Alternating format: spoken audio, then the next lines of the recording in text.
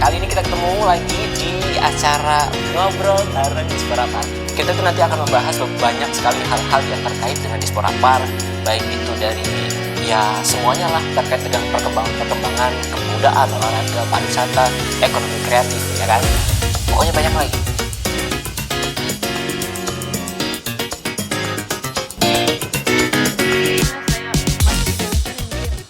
Afrika itu panas. Afrika itu banyak binatang buas. Tapi setelah saya menginjakkan kaki di Afrika nih, pertama sekali di Afrika yang saya rasakan, ini beneran Afrika. Maksudnya saya nggak lihat kok binatang yang besar. Maksudnya mungkin ada tempatnya, hanya tempat tertentu. Tapi di tempat penugasan saya nggak ada itu maksudnya. Assalamualaikum warahmatullahi wabarakatuh. Selamat siang semuanya. Balik lagi di Ngobrol Bareng Dispora Par Batch 2. Episode 22 nih. Nggak nyangka ya. Bukan nggak nyangka sih. Setelah berapa bulan ya? Berapa bulan kita? Kru? 3 tahun. Udah 3 tahun kita nggak bikin podcast lagi. Nah ini sekarang kita udah kedatangan tamu kedua. Ini adalah salah seorang inspirasi ya. Jadi buat kawan-kawan yang ada di luar sana. Kawan-kawan apa? Sobat-sobat di Dispora Par. Sobat menanjak Kuburaya itu kita punya sosok dia enggak mau sebenarnya di sosok nih. Profilnya adalah profil tamu kita pada hari ini adalah olahragawan sebenarnya. Jadi kalau udah olahragawan bukan main-main pula nih, olahraganya bukan main-main pula. Bela diri. Berani lawan? Kita sambut Depi. Halo. Halo, selamat siang. Siangnya sama sayang. Oh, sama penonton juga ya? Ya penonton kan ada penonton. Harus pakai lambai-lambai. Halo, selamat siang. Oke, Depi, apa kabar Dep? Alhamdulillah baik. Wah, bajunya keren. Bingung kan? Tadi katanya olahragawan, tapi bajunya loreng. Nah, seni bela dirinya adalah mengecat baju, bukannya? Bukan. Itu sampingan. Oh, sampingan, iya benar. Kegemarannya salah satunya melukis. Bukan baju orang kan? Bukan. Oke, Dep. Wah, ini menarik banget ya. Ini Depi, masih muda yang jelas ya. Kelahirannya Pontianak 11 Februari 1997. Sebelum kerusuhan. Ya, Dep ya. Ini Dep. Ini buat kawan-kawan sobat-sobat menanjak dimanapun kalian berada. Ini Devi ini merupakan salah satu atlet yang bisa menginspirasi buat sobat-sobat menanjak semuanya karena ini luar biasa sekali nih. Prestasinya cuma tingkat RT kan, kalau kalian paling cuma tingkat RT ya kan, dusun, RW, gang lah paling mentok kan. Kecamatan itu pun lomba karaoke. Makan kerupuk, lari karung, panjat pinang. Nah, kalau ini dari seni bela dirinya Hapkido ya Dev ya. Oke. Boleh. Tapi sebelum kita nanti mepet ke arah Hapkido nih, mungkin kita lebih dulu lah kenal. Depi kan atlet Kuburaya. Benar-benar tinggal di Kuburaya, Dep? Benar-benar tinggal di Kuburaya. Tepatnya di Sungai Ambanga, Kabupaten Kuburaya. Sungai Ambanga? Iya, Sungai Ambanga. 97 udah ada jalan? Belum ada, Bang. Oh, belum ada. 97 itu masih lubang-lubang lah. Sekarang alhamdulillah udah kayak pantat bayi. Iya. Mulus. Pantat bayi itu ada gelombang-gelombang sedikit. Sikit tapi sikit kan? Oh, sedikit. Ya. Adalah, udah tutup ya kan? Ya. Sekarang udah bagus ya, alhamdulillah ya. Udah bagus. Oh, oke. Dev, sekali lagi kan sekolahnya berarti dari kecil Iya, memang di Sungai Ambanga. Kuburaya. Sungai Bawang itu. SD-nya SD 04 Sungai Raya, SMP-nya SMP Negeri 11 Sungai Raya, SMA-nya SMA Negeri 2 Sungai Raya. Di seberang semua kan berarti Sungai Bawang semua? Iya, benar. Oh, tuh. Atlet daerah, guys. Oke. Tepuk tangan. Itu yang pegang HP tolong tepuk tangan bisa enggak? Enggak bisa ya. Oke. Terus kan ya. Ceritanya ini kan atletnya atlet Hapkido. Emang dari kecil itu hobi kelahi awalnya atau gimana, Dep? Enggak, dari kecil tuh kan nama juga orang kampung lah. Semua segala permainan anak kecil dari bawa permainan cowok kayak kelereng, main kejar-kejaran itu kan biasa kita laksanakan. Nama juga anak kampung. Kecuali anak kota tahu mainnya main game aja. Sekarang anak milenial, milenial kata diri dia. Tapi enggak tahu permainan kampung. Nah, awal mula itu tahun 2014 tuh Hapkido masuk di Indonesia. 2014. Ya, baru masuk di Indonesia. Oke. Baru masuk di Indonesia. Kita short course pertama itu tahun 2014 sekitar akhir lah katanya itu. Terus pelatih saya bilang tahun 2007 lama di Indonesia 3 tahun masuklah Hapkido di Kalbar.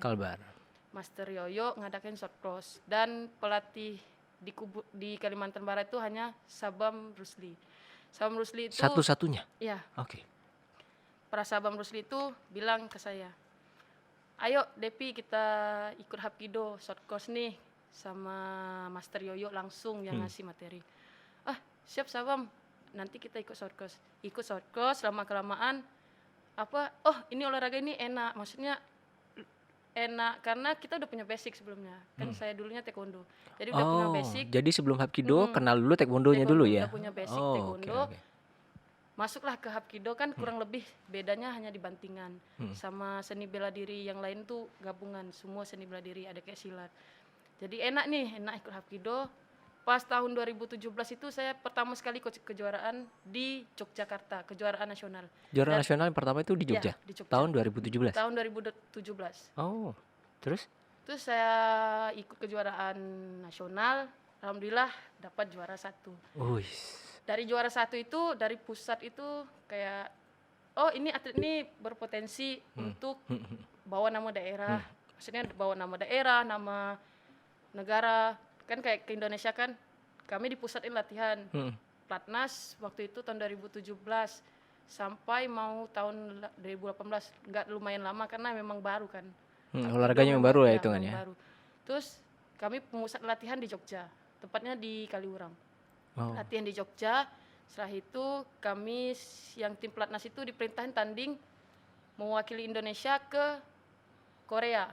Korea itu di pertandingan Kejuaraan dunia. kejuaraan Hapkido, dunia, tahun guys. 2018. 2018. Dari kejurnas langsung kejuaraan dunia. Siap, langsung kejuaraan dunia. Oh, terus di provinsi sebelumnya tetap ada ini juga nggak? Atau Di provinsi waktu itu kan kita kan hanya kayak olahraga baru. Jadi kita timnya Mungkin hanya diseleksi diseleksi intern itu aja. kita aja. Maksudnya, ini berpotensi nih bawa nama Kalbar. Dan alhamdulillahnya KONI Kalbar tuh mendukung gitu. Ya udah, kalau memang potensi kamu tanding. Setelah tanding itu kita langsung ditarik Platnas. Yang tim yang juara satunya diseleksi di Platnas. Setelah dimasuk tim Platnas, kita mewakili Indonesia ke kejuaraan dunia, Wih. tepatnya di Korea. Tepuk tangan tuan. Gila.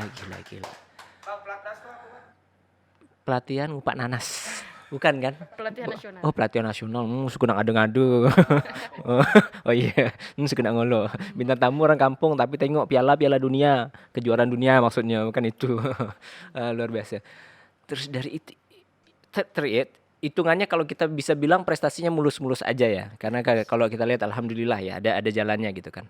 Satu, olahraganya baru, yang kedua mungkin juga atletnya belum terlalu banyak pada saat itu ya kan. Mungkin.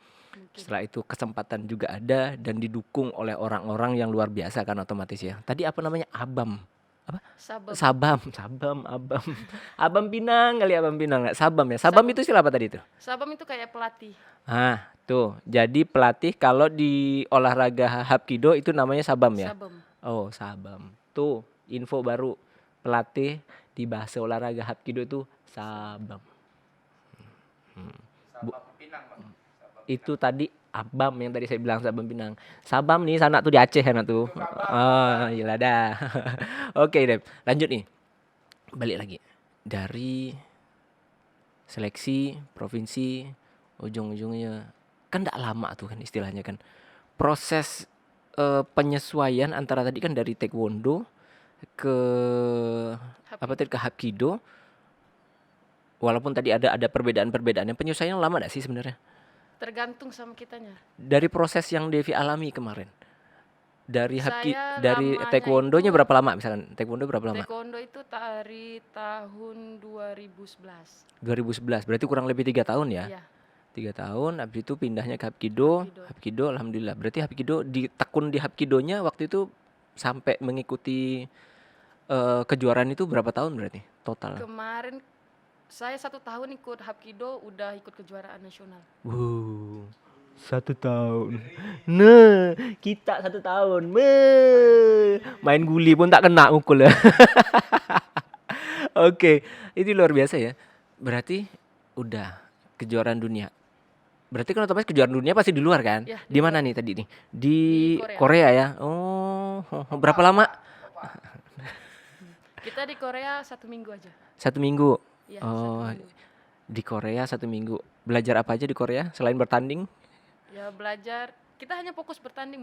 Kalau Hapkido itu tanding benar-benar fokus tanding. Oh, Kalau gitu. selesai tanding, reward ya palingan jalan-jalan. Itu pun biar atletnya apa? Oh, dia udah tanding, kasih hadiah lah untuk mereka. Hanya segitu. Tapi selebihnya ya kita memang fokuskan bertanding. Kebayang nggak sih dari tinggal di Sungai Baunga dulu yang jalannya tadi bilang lobang-lobang kan, tiba-tiba sekarang bisa keluar negeri itu, gitu kayaknya gimana sih? Ada mimpi itu nggak sih mungkin dari kecil aku pengen kesini ini apa segala macam gitu, ada afirmasi apa gitu mungkin?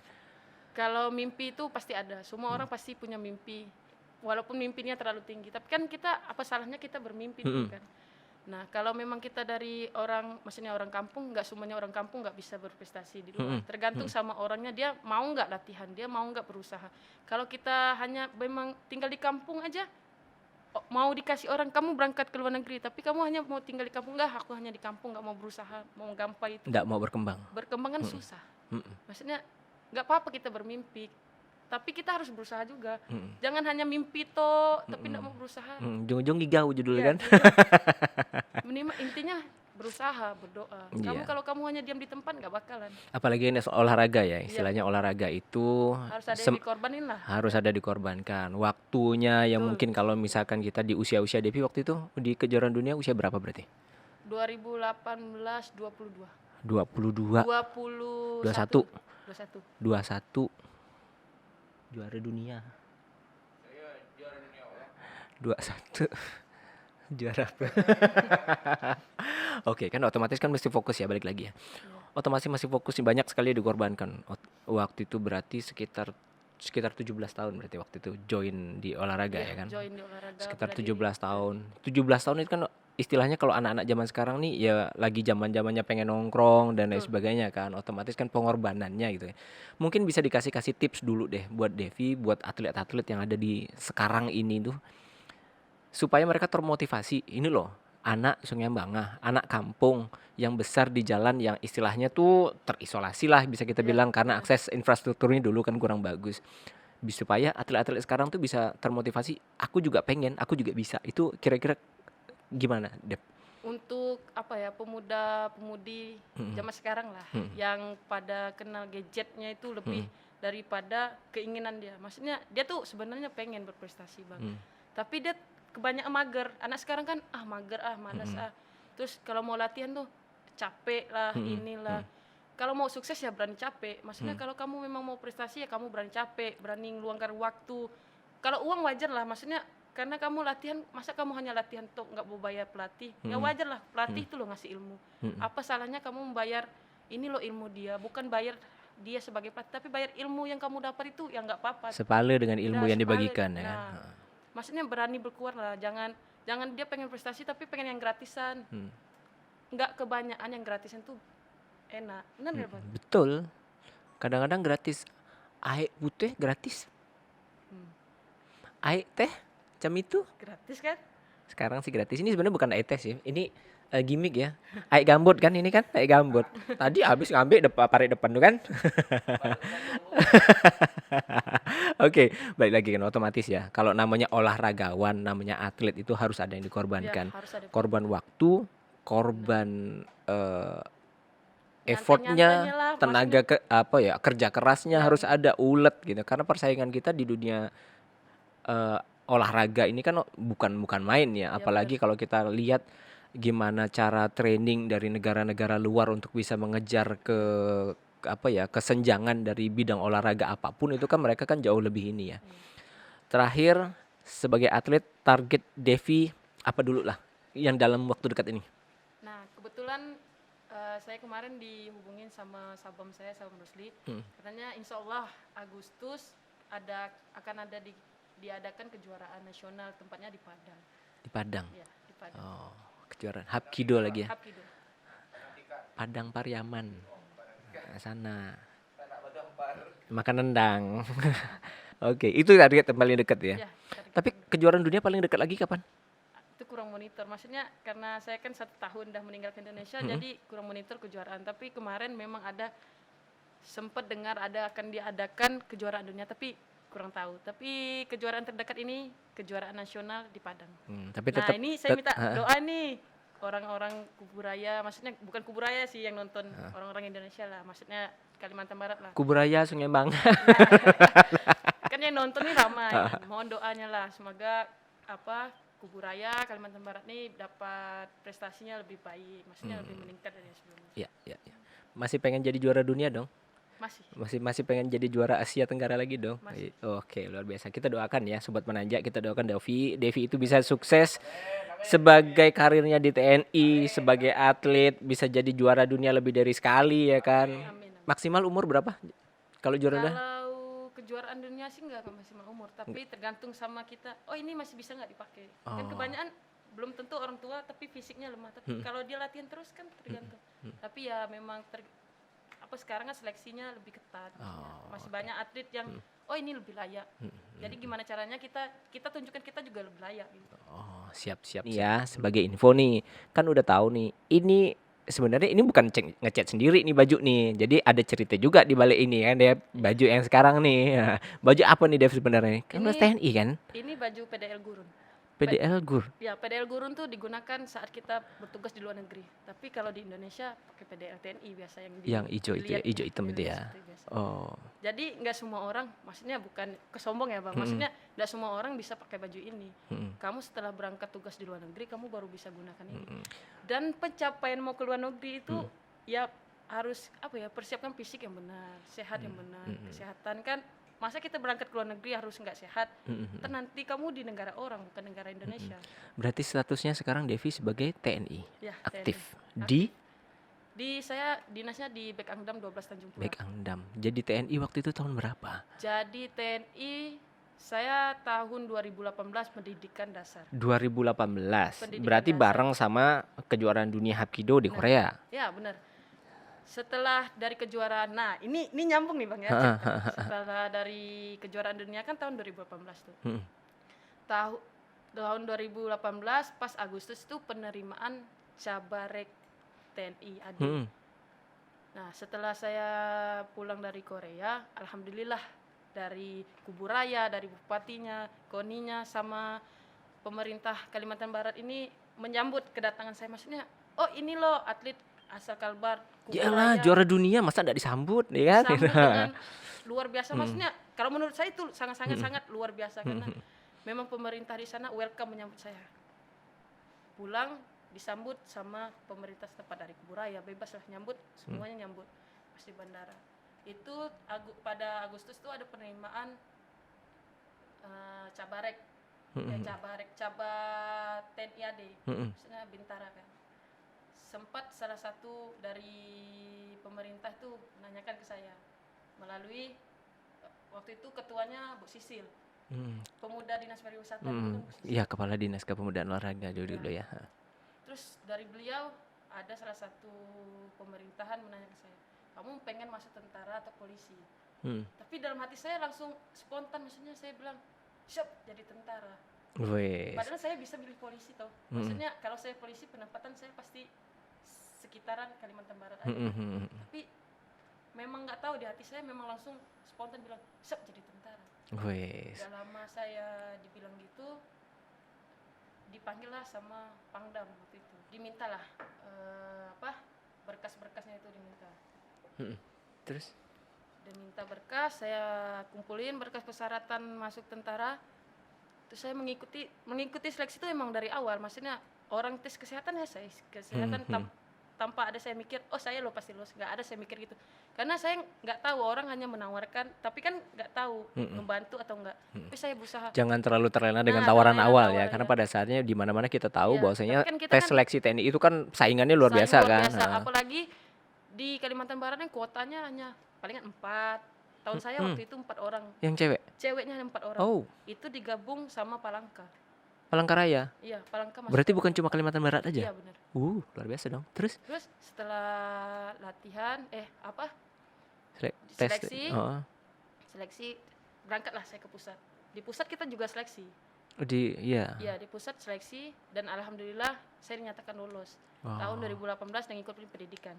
2018 Nah, akhirnya bagus. mengikuti Ya, pendidikan. pendidikan. Tapi salah satunya otomatis juga sebagai salah satu privilege dari juara dunia itu ya. Maksudnya bisa jadi penilaian tambahan kan otomatis ya. Iya benar. Penilaian tambahan, oh juara dunia gitu paling tidak at least sebagai TNI physically otomatis menunjang kan. Iya, Artinya ada ya apalagi TNI pasti ada latihan bela dirinya tetap dan lain sebagainya kan, fisik, olahraga terus kan Iya, ada. Paling benar. tidak dari sisi fisiknya sudah ada, dari sisi backgroundnya apalagi yang saya yakin juga bahwa saya nanti pemerintah tidak akan melupakan jasa dari atlet-atlet yang sudah membanggakan Betul. daerah dan negaranya sendiri Betul. toh ya kan gitu. Paling tidak akan ada hal-hal yang bisa meningkatkan ya mungkin walaupun kadang-kadang tidak banyak tapi kesempatan kita untuk mendapatkan privilege itu dari pemerintah juga tetap ada. Buktinya salah satunya adalah sebagai bahan pertimbangan untuk jadi TNI ya Iya, kan. benar. Oh, oke. Tadi kita udah sampai di mana tadi ya? Sampai jadi TNI ya, Iya, sampai jadi sampai. TNI.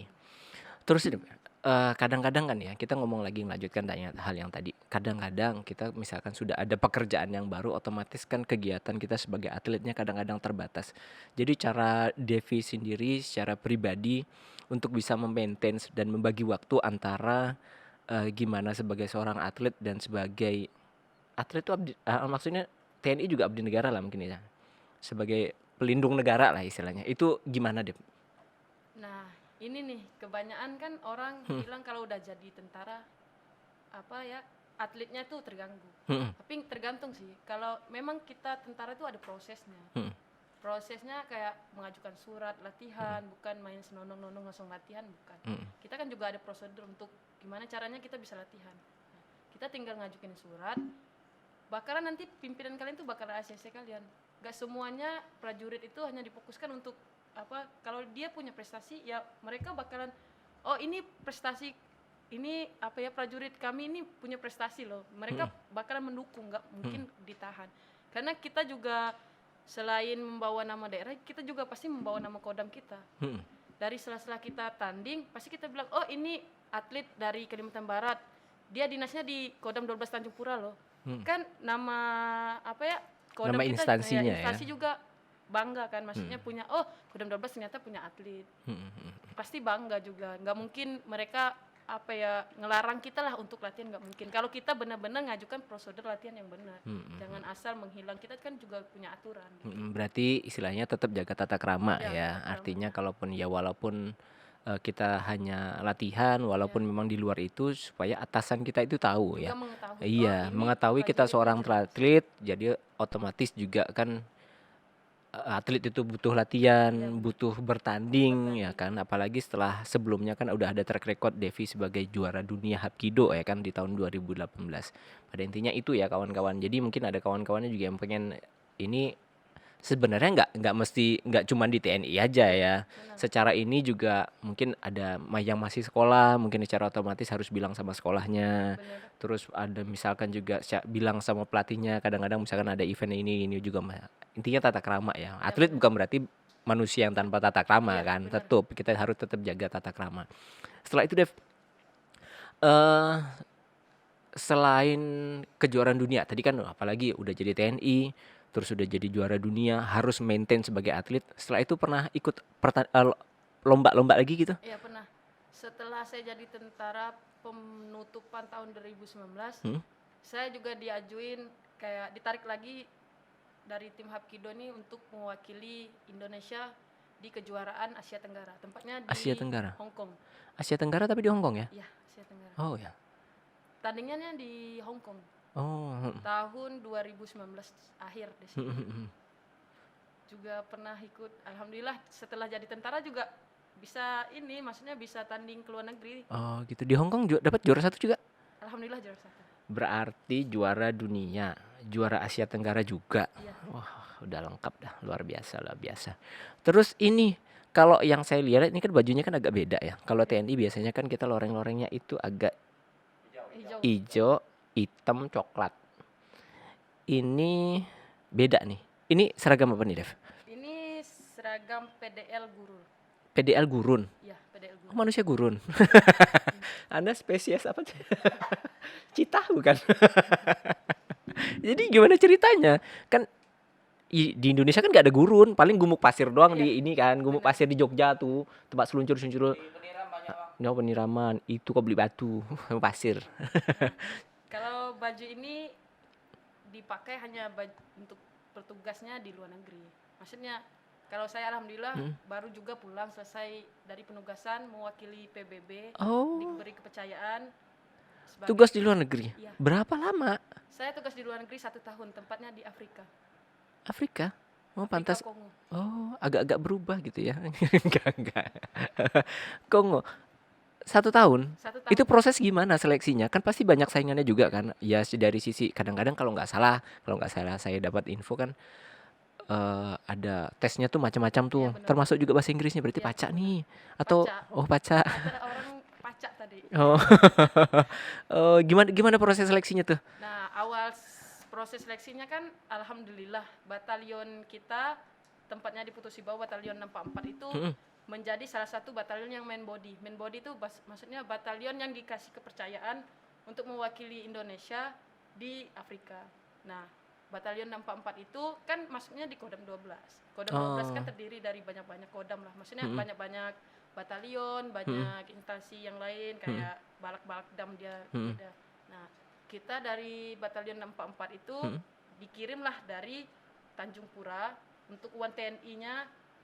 Waktu itu 15 orang yang terpilih hanya 15 orang. Dikirim untuk seleksi di batalion 644 untuk mewakili sebagai peacekeeper, perdamaian dunia kan.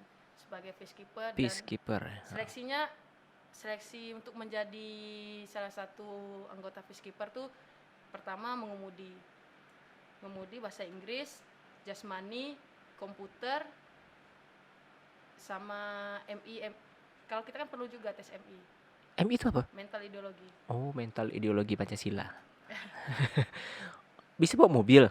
Iya, driver. Udah bisa? Bisa. Belajar dari mana? Latihan di GOR. Oh, wah, luar biasa bahasa Inggris. Ada yang mau ngetes pakai bahasa Inggris? Baba? Nggak. Asep.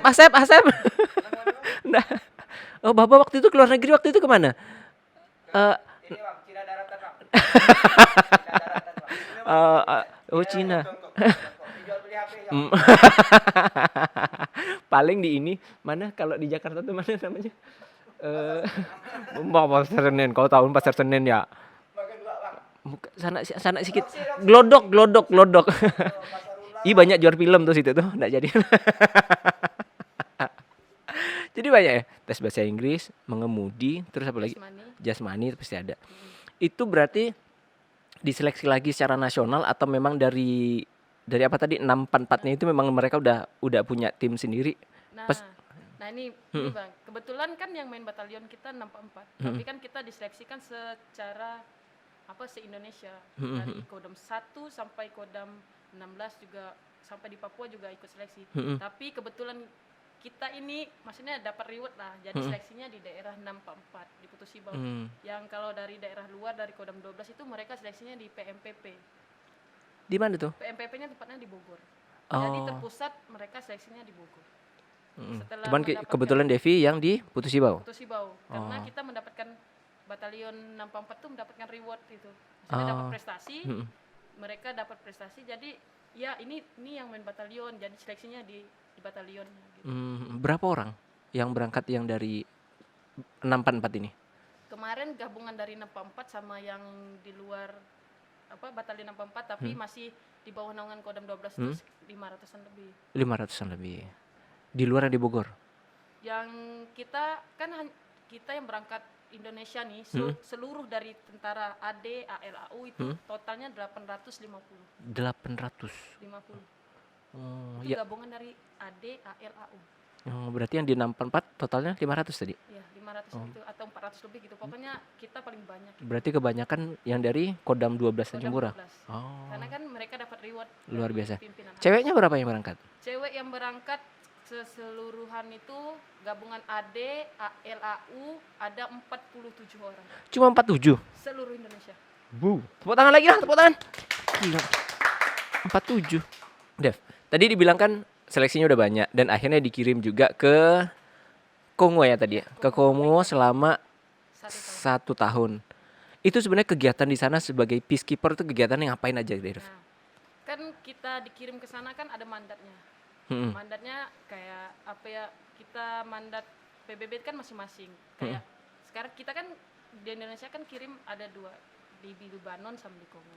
Kebanyakan itu di Kongo itu apa ya, habis peperangan itu trauma Healing ya. perempuannya, anak kecil itu traumanya tinggi.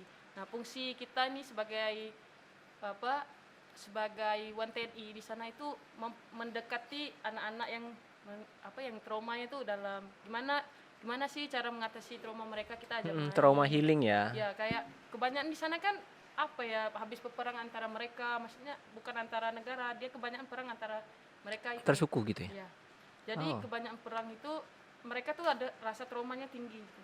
Kita sebagai woman, kayak kita di sana perempuan kan, woman peacekeeper, cara kita mendekati mereka biar mereka nggak terlalu trauma.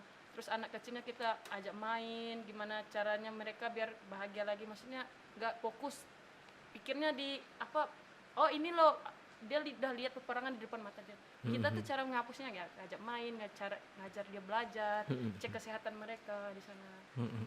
Ya, peran kita sebagai sebagai woman peacekeeper tuh di sana sangat penting. Maksudnya karena kalau laki-laki mendekati perempuan kan caranya berbeda. Iya. Tapi kalau perempuan mendekati secara perempuan tuh masuk lah, maksudnya Dari hati ke hati diterima lah, ya. lebih cepat diterima gitu. Oke. Terus kan otomatis nih, dari yang petugas peacekeeper itu tadi kan salah satu tesnya adalah bahasa Inggris. Sedangkan kadang-kadang orang Kongo juga mungkin bahasanya bukan bahasa Inggris juga kan. Iya, benar. Pasti ada tantangan sendiri kan pada saat datang ke sana tiba-tiba kita ngomong bahasa Inggris, dia ngomong bahasa Kongo, nggak nyambung nih. Jadi gimana deh? Pengalamannya kemarin gimana jadinya? Nah, kan di sana kita juga ada Pak Interpreter. Maksudnya Oh, di ada sana, interpreternya juga. Di Kongo itu kan bahasa yang digunakan ada 2, bahasa Perancis karena habis penjajahan Perancis, sama bahasa Swahili. Bahasa Swahili itu bahasa daerah setempat. Oh, Swahili, macam nama notaris. Nah, Terus? kesulitan di sana memang sih, kalau terkadang tuh kita bahasa Inggris ini misalnya, mereka juga nggak bingung gimana.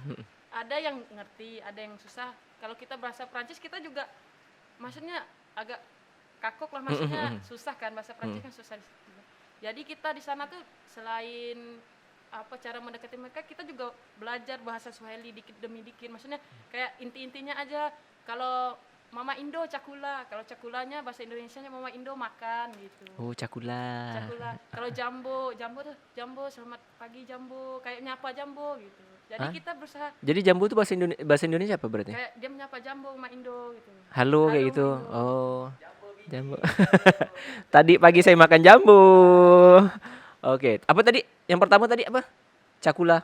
Ya, cakula. Cakula makan. Cakula itu makan. Cakula. Karena mereka kan di sana Jambo. kan ini susah, maksudnya bukan susah makan ya. Maksudnya kita di sana juga belajar. Oh, aku lebih mensyukuri nih, maksudnya kita Iya, aja di Indonesia makan terkadang lihat udah kenyang udah habis. Tapi mereka Kadang-kadang di udah sana habis tuh- dibuang Nah, segala macam kan. tapi mereka di sana tuh memang ekstra, kalau mau makan tuh ekstra kayak gimana ya, susah. Jadi kita lihat mereka itu aduh sampai segini amat ya, maksudnya anak kecil itu yang umur segini itu kita di sini masih merangkak-rangkak lah, masih Dep, jalannya Kalau masih kalau yang segini enggak umur, Dep. Ini tingginya. maksudnya ya tinggi di sini dengan umur berapa gitu masih masih- jalannya masih kayak kalau di sana udah bisa gendong adik. Tapi beneran kita lihat dengan mata kepala kita sendiri kalau dia makan itu apa ya, jadi kayak kita mikir oh sampai segini banget gitu. Sesusah-susahnya kita di Indonesia, adik-adik di sana yang di Kongo itu Iya, jauh lebih susah ya. jauh lebih susah. Jadi kita sebagai kebanyakan orang kan ngeluh, jangan ngeluh lah, masih banyak yang kurang dari kita, maksudnya lebih susah dari kita tuh masih banyak. Emang sih kita nggak lihat langsung, tapi yang saya lihat tuh benar kenyataan, benar-benar susah lah. Maksudnya kayak dibilang aduh sampai segini banget sih gitu. Padahal kalau bisa kita lihat, kita ngerasa diri kita ini orang macam orang paling susah di dunia macam kan. paling banyak Tapi kan begitu banyak ngeluh segala macam, ngapu ke gini ke, ngapu nasib aku gini benar, macam Dahlan tuh sering kayak gitu tuh. Ya Allah, ngapu nasib aku gini benar gitu. Nggak ada duit. Gaji habis.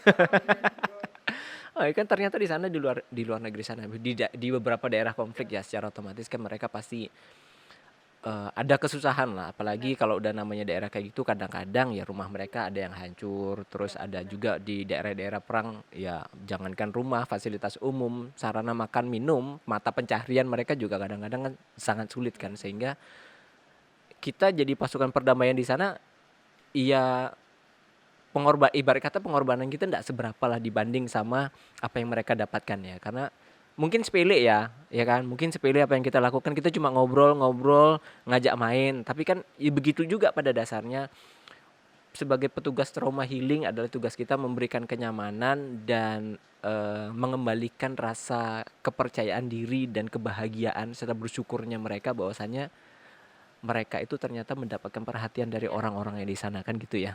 Oke, luar biasa. Berikan tepuk tangan untuk Devi. Dan pasukan PBB ya. Ya, PBB. Pasukan PBB juga luar biasa. Bang, itu yang di lengannya stiker apa tuh bang? Itu wallpaper. Boleh tahu nggak bang? Itu yang tadi disebut Pak, ini seragam pasukan perdamaian dunia. Ini bang, saya ada di rumah tuh bang, tempelan tuh yang pramuka ya bang. Ya Allah, Kalau jelaskan lah bang. emblem. Sana tuh ada tuh. Emblem yang itu apa tuh? Nah, kalau ini United Nation. United Nation. Nah, itu tadi tuh. Kamrik. Ya, yang perdamaian itu. Heeh. Kalau ini headquarter. Apa tuh? Karena saya di Mako, jadi saya pakai guna headquarter. Mako tuh kayak markas gitu. Kalau ini Di sananya pangkat. ya tapi ya. Ya, kalau di sana ini pangkat gurun ya sesuaikan baju gurun. Kalau di sini Lihat tuh sobat menanjak. Pangkat tuh gitu bentuknya. Jangan pangkat kaulan gini. Itu pangkat kuadrat bang. Pangkatnya silang. Centang pangkat tuh lihat tuh. Nah, terus yang di sini? kalau di sini kan biasa kalau kita di dalam negeri Indonesianya sebelah kanan. Tapi kalau kita perdamaian dunia Indonesianya sebelah kiri. Oh iya. Karena lebih tinggi United Nation kan. Kalau ini logo kami, logo Indo RDB 39C. Satgas kami ini logo Satgas kami. Oh, oke. Kalau ini ya sama kasih pangkat. Kalau ini nama ini Indonesia karena kita Bahasa tugasnya- Prancis ya? Ya, tugasnya di Kongo kan di sana bahasa Prancis dan bawahnya Indonesia. Tuh Indonesia. Indonesia. Belajar sedikit mulutnya kayaknya, moncong sedikit. Bang, Hah? di Afrika tuh ada bang. Hah? Kalau itu tuh bang, sana tuh kan gurun. Heeh. Jadi cuacanya sama enggak kayak tempat kita? Ini kita tanya ya. Dep. Orang kan tahu nih. Tadi balik lagi ya. Enggak apa ya, balik lagi. Kita balik lagi ke Afrika. Setahun. Afrika. Pengen kesana lagi enggak? Kalau ditugaskan nama tentara ya mau nggak mau kita harus mau. Kita udah diperintahin kok. Kamu kenapa mau jadi tentara kalau nggak mau diperintahkan? Asik enggak kira-kira di Afrika tuh, Dep? Ada asik, ada yang nggak asik. Maksudnya asik ya, asiknya karena kita ketemu sama negara-negara lain kan di sana. Terus kita belajar lebih maksudnya lebih dalam arti gimana ya? Kita belajar menikmati hidup ya di sana. Maksudnya bukan di sini nggak nikmati hidup ya. Bersyukurnya tuh terasa sekali di sana karena di sana kan kita ibaratkan orang Indonesia kan hobinya makan. Kalau di sana kan kita makan ya yang disediakan sama MONUSCO ya kita makan. Maksudnya kalau kita mau cari bakso di sana, mana mau cari bakso? Mau cari bumbu pedas lah katanya tadi. Mana mau cari bumbu pedas? Bakso daging citah mau. Suka dukanya apa, Dep? Kalau suka duka ya satu jauh sama keluarga. Itu udah pasti. Itu jauh dari keluarga tuh masuk suka ke masuk duka. Maksudnya satu kalau di sana kan jaringan itu kalau kita mau komunikasi kan hanya bisa Susah lewat sinyal. telepon. Kalau di sana kalau hujan jaringan udah hilang nggak tahu kemana. Kalau nggak hujan aja jaringan susah, apalagi hujan. Jadi di sana itu kita masalahnya jaringan. Jadi kita mau komunikasi sama keluarga itu susah. Tapi ya mau gimana lagi, emang tugas kita kayak gitu kan. Tahan nggak tahan lah, mau nggak mau kita harus jalani tugas kita. Siapa suruh jadi tentara? Karena orang bilang kayak gitu, siapa suruh kamu jadi tentara? Iya, dari dulu itu sebenarnya. Iya. Sebelum kita masuk TNI yang kita tanyakan dulu, yakin mau jadi tentara Nah, gitu kan. yakin mau jadi tentara ya gitu. Kalau sukanya ya pengalaman lah sih. Gak semuanya orang bisa berangkat ke luar negeri. Maksudnya apalagi saya sebagai tentara baru tuh. Pengalaman nih maksudnya kurang lah. Maksudnya nggak kayak orang udah dinas berpuluh tahun, 12 tahun. Nah, saya aja baru jadi tentara dikasih kepercayaan bawa nama Indonesia, mewakili Indonesia sebagai peacekeeper di sana kan pengalaman kan yang penting. Tidak semuanya orang punya pengalaman seperti itu. Susah lah maksudnya. Dari perbandingan apalagi kita Buan TNI ini dari se-Indonesia aja 47 orang. Itu digabung sama AD AUAL. Siapa yang nggak bangga? Pasti bangga. Paling tidak keluarga bangga lah ya. Bangga. bukan keluarga ya sih, mungkin orang yang kenal pun juga pasti bangga. Betul betul betul. Diri salah satunya ini kenal akrab. Kawan baik kan? Iya. Karena Kawan- satu kampung sih. Kawan kalau buku nggak bangga. sama- Kalau nggak sekampung. Dulu kecil-kecil udah kenal belum? Kenal, udah kenal. Udah kenal. Jadi udah tau lah dari yang kurus sampai yang kayak sekarang kan. Agak gampang lah. Nah, tahu seorang lah. Ada bawa ke coba. Bang, jadi Afrika tuh mau dingin mau, tuh, mau dijadikan Kongo kah? Hah? Ya Allah, tua. Biasa, Bang. Ada yang jawab. Bang, Clara datang, Bang. Terus tadi kan udah ada dari suka dukanya. Hal-hal menarik apalah kira-kira yang bisa di-share sebagai gambaran umum lah ya. Otomatis dari perubahan cuaca lah dari Indonesia yang cuma panas sama hujan ya misalkan. Menariknya hal menarik apa lagi sih yang Devi rasakan selama di sana tuh? Nah kalau di sana kan awalnya saya masih di Indonesia nih mikir, Afrika itu panas, Afrika itu banyak binatang buas. Tapi setelah saya menginjakkan kaki di Afrika nih, pertama sekali di Afrika yang saya rasakan, ini beneran Afrika. Maksudnya saya nggak lihat kok binatang yang besar. Maksudnya mungkin ada tempatnya, hanya tempat tertentu. Tapi di tempat penugasan saya nggak ada seperti itu. Maksudnya karena saya penempatannya di gunung, maksudnya di atas bukit kan. Ya jadi nggak ada lihat seperti itu. Hutannya kata orang di sana padang pasir, maksudnya pasir lah. Tapi enggak seperti yang apa yang kalian pikirkan maksudnya. Nggak mau di gurun kosong gitu enggak ya? Enggak, mereka bukit ya pepohonan. Maksudnya tanahnya juga tanah bagus. Nah, yang saya di luar dugaan tuh benar sama cuaca sih. Kirain di sana cuacanya panas sekali. Maksudnya kayak di sinetron lah kita sering nonton kan. Afrika panas. Tapi enggak, saya pertama datang tuh suhu di sana 15 derajat. 15 derajat, 17 derajat. Apalagi kalau kita pas jaga malam, kita kan di sana juga ada jaga malam biar camp kita itu aman. Maksudnya kita kan nggak tahu konflik di mana-mana kan. Maksudnya di sana kan orang megang senjata kan bebas, nggak ada aturan, nggak ada. Oh gitu. Iya, anak umur kecil aja megang asoka itu. Dia megang Basoka? asoka beneran, iya. Jadi maksudnya apa ya? Nggak ada aturan mereka untuk melarang mereka nggak megang senjata, karena mereka pegang senjata kita juga ngerti. Oh dia jaga diri dia, jaga keluarga dia, bukan semata-mata hanya megang senjata. Tapi memang benar di sana orang megang senjata, umur anak yang kecil juga bisa pegang senjata. Tapi memang benar di sana memang terjadi seperti itu, bukan hanya omongan tapi memang beneran terjadi. Tadi kan bukannya lebih banyak ke perang konflik etnis gitu ya, bukan perang antar negara gitu ya. Iya. Senjatanya sampai senjata basoka juga gitu. Iya benar, memang ada senjata basoka, senjata AK. Di sana pakai AK-47. Oh, tembus. Tapi memang betulan mereka. Ini saya cerita sedikit nih Bang Menar. Sebelum pulang waktu itu pas akhir bulan tahun 2021, mereka itu ada milisi itu kayak OPM lah di sini. Pasukan pemberontakan dikit-dikit Iya, gitu ya. Mereka turun ke jalan.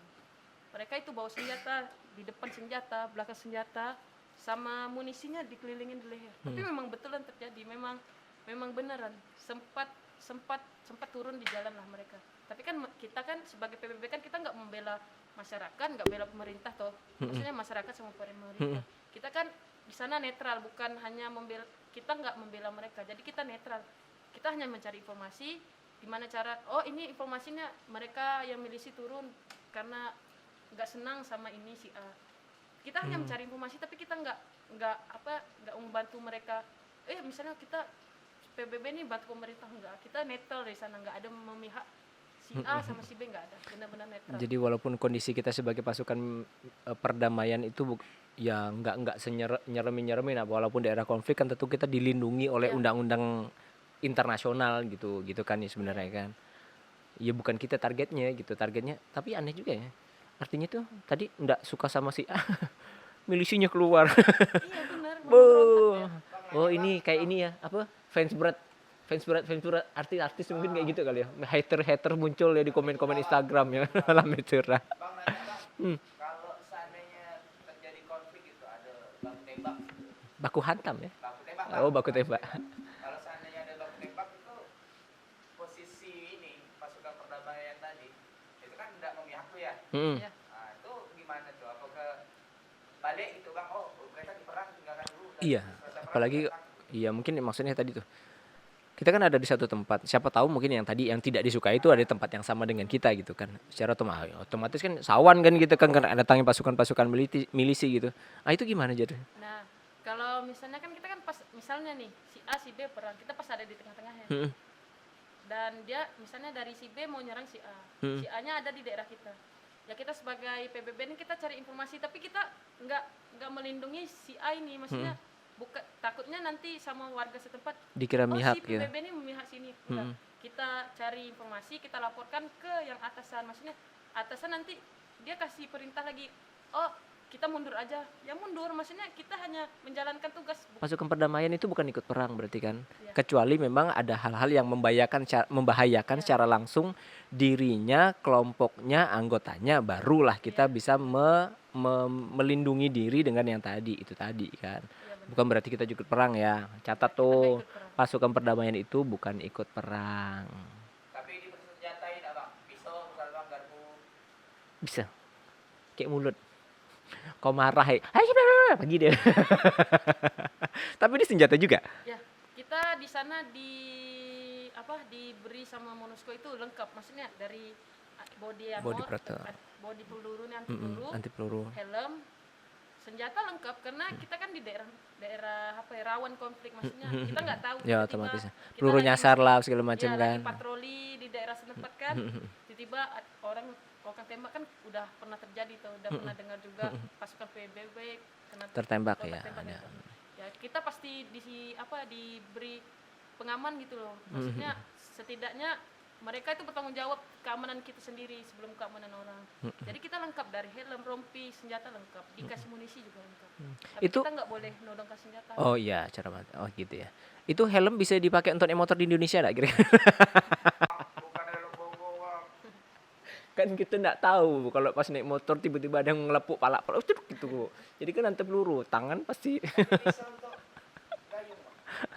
itu helm gayung. Itu zaman datuk-datuk dulu. Sekarang tak ada lagi dah. Sekarang zaman helm curian. Nggak ada. Oke, dah. Ada yang mau nanya lagi dah? Nggak ada, dah luar biasa nih. Sekali lagi kita kasih tepuk tangan buat tamu kita. Pasukan perdamaian udah ke luar negeri, udah juara dunia, keluar negeri sebagai TNI, keluar negeri sebagai atlet, udah mengharumkan nama bangsa, daerah, keluarga, orang-orang di sekitarnya itu yang patut kita contoh. Dan yang kita lihat sendiri dari tadi tuh, ini atlet nih budak nih. Dapur kita bisa budak, nama gak budak Sungai Ambang lah, ya kan? Nah, ini budak yang perlu kita contoh adalah attitude-nya. Artinya adalah juara dunia bukan berarti dia sombong. Podcast yang tak dibayar, ini kasih tahu loh, ini podcast tak dibayar. Iya, Bang. Dibayar bang. Dibayar bang. Aik jak cuma pakai aik Bang gambut. dibayar bentar bang ya.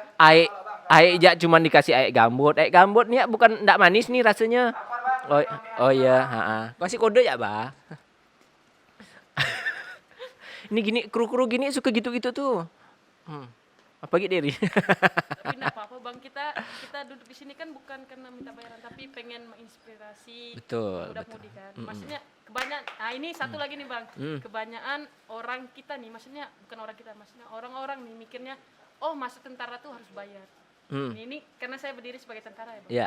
Oh masuk tentara tuh pakai bayar. Tapi enggak loh, maksudnya enggak apa yang kamu pikirkan, kamu dengar itu seperti itu. Maksudnya saya buktinya bukan banggain diri sendiri, buktinya saya masuk tentara 1 peser pun saya nggak ada ngeluarin uang. Berarti untuk pemuda-pemudi nih yang pengen masuk tentara tuh atau masuk polisi lah, jangan kalian mikirkan bayaran dulu, kalian coba. Banyak buktinya yang non pakai uang itu bisa jadi tentara banyak. Yang lulus Kalau murni kalian punya banyak ya. prestasi, ya. Kalau kalian punya prestasi ya bakalan kalian dihargai, prestasi kan bakal jadi, maksudnya ini nih punya prestasi nih bakalan dipertimbangkan. Ada porsi dari jalur prestasi sebagai bahan pertimbangan gitu ya. Jangan ngedon dulu karena aku nih enggak punya uang, aku nih enggak mampu. Jangan mikirnya gitu, maksudnya kamu nggak punya uang, kamu nggak mampu, tapi kamu punya prestasi, ya kamu bakalan dihargai kok. Kalau nggak dihargai sebagai tentara, nanti di tempat lain bakalan dihargai. Wih, luar biasa. Tepuk tangan buat tamu. Catat dan sebagai bahan apresiasi buat Devi, ini jarang-jarang loh, jarang yang punya nih. Pangkat bang, pangkat. Ini jarang yang punya, Pak Bupati ya belum punya. Ada satu. Udah deh ke. Udah dikasih. Bingung bukanya bang, saya dari tadi tak bisa buka. Bang. Oh gitu. Ini enggak usah dibuka nih. tempelkan sama plastik-plastik ya. Nah, sobat menanjak, ini sebagai tanda bahwasanya ini adalah sobat menanjak sejati yang sudah mengharumkan nama ini. Ini jarang-jarang loh ini dikasih limited edition nih. Kata Pak Muda, kubur ayam menanjak kan. Ini dia. Cuman ini spesial karena ini adalah Devi perempuan, saya tidak berani memasangkannya. Silakan Devi pasang sendiri. Close up. Bang, close up, belum. Sabar. Mana ini tak nampak? Alah. Nah, tuh. Jangan. Nampak? Udah? Oke. Pin menanjak sebagai tanda apresiasi buat orang-orang yang sudah membuat kubur ayam semakin menanjak. Yeay. Memang kubur ayam. Mau dipasang di mana? Di Di atas di Indonesia? atas kanan, dia kanan. Yang pasti sih lebih tinggi Indonesia sih, Pak. Oh, di atas nama. Di atas nama. Oke. Jadi Devi menanjak namanya. Kalau ke Afrika boleh dibawa lagi, Pak. Kalau ada rezeki kesempatan, Amin. udah sah saya jadi kubur ayam menanjak nih. Wih, atlet kubur ayam menanjak. Wih. Alhamdulillah endorse pertama berupa pin menanjak. Memang kubur ayam menanjak ya. Untuk endorse yang selanjutnya nih, tengok nih. Ini belum ada mereknya. Itu ada, Bang. Gampang. Oke, sekali lagi Devi terima kasih banyak atas waktunya, atas kesempatannya, atas semua cerita-ceritanya, semua motivasinya buat atlet, buat anak-anak muda Kalimantan Barat, Kabupaten Kuburaya, Indonesia, bahwasanya banyak hal yang bisa dicapai. Boleh mimpi setinggi-tingginya, tapi jangan lupa harus ada usahanya, harus ada kerja kerasnya, harus ada ketekunannya. Harus ada keyakinan juga bahwasanya Tuhan tuh tidak tidur, ya kan? Betul. Tuhan tuh akan melihat achievement kita itu tidak lari dari proses apa yang kita lalui ya. Seberapa keras kita untuk melalui proses-proses tahapan-tahapan itu yang menjadi faktor pertimbangan juga Tuhan mengabulkan. Begitu juga bahwasanya dari semua doa-doa kita tidak semuanya dikabulkan. Benar. Saya yakin Devi juga bukan cuma berdoa satu nih. Pasti doanya banyak, tapi alhamdulillah yang dikabulkan satu, tapi merembet ke yang lain-lainnya mengikuti, ya kan. Nah, itu sebagai motivasi buat sobat-sobat menanjak yang ada di semuanya di mana-mana pokoknya. Jadikan motivasi ini sebagai salah satu pemuda yang punya kisah inspiratif yang sangat luar biasa. Seorang pemudi kampung dan akhirnya udah pernah keluar negeri sebagai atlet, juara dunia, juara Asia Tenggara, jadi pasukan perdamaian. Aku kemana aja gitu ya. Cuma ke kampung makan kerang. Jadi kayak itu aja. Nah, jadi jadikan ini pengalaman, jadikan ini sebagai inspirasi buat kalian untuk memotivasi diri kalian menjadi jauh lebih baik sebagai manusia yang lebih baik. Prestasinya juga menjadi semakin menanjak. Oke, Devi sudah tahu? Kubur menanjak? Kubur ayam menanjak. Kubur ayam menanjak. Oke, sekian dari saya. Terima kasih podcast kedua kita ngobrol bareng di Sporapar. Kita tutup. Terima kasih sekali lagi Devi. Tepuk tangan untuk Devi. Oke, akhir kata billahi taufik wal hidayah. Assalamualaikum warahmatullahi wabarakatuh. Ciao. Adios.